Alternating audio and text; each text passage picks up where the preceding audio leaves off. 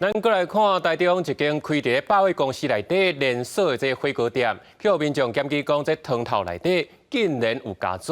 这店的虽然有加灰色的，嘛有加换一顶，不过嘛已经食落去袂赴啊。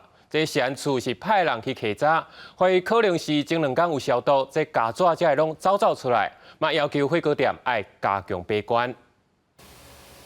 民众点火锅，正准备要送物件来食，详细一个看，店内底敢若有乌的物件铺伫顶头，好行一个看，竟然是真细只加纸。要不然我换一个汤底可以吗？就换一个汤底这样子而已嘛。然后你的汤都已经煮过蟑螂了，那还能吃吗？ 先店头下室内用换这个火锅汤，而且免费。不过民众认为讲食安也是有问题。7月3日，台中一个5线市甲厝底人来到市区这间连锁火锅店食物件，无想食到一半，发现火锅汤内底有铺细只加纸，互因看到到底实在拢食袂落咯。 我觉得不太可能从桌面爬进去，因为汤锅正在加热，所以应该是在后厨的地方就已经有蟑螂爬进去汤里面。 就跟他们说，他们的那个没有很卫生，然后要改进这样。实际上来到这间店头，家中到等人客也是真多。台中市食安处接到定情了后，也去稽查，初步是无发现加纸互神这物件也是有明显的缺失。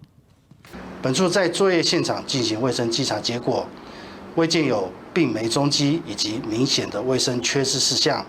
但是，仍辅导业者在出餐前应加强餐点的品质把关，并应落实病媒防治的程序。先请消毒厂商再来做一次消毒，然后在接近台面的部分，就是汤区，它接近台面部分全部都把它废弃掉，相关批号的商品也都把它废弃掉。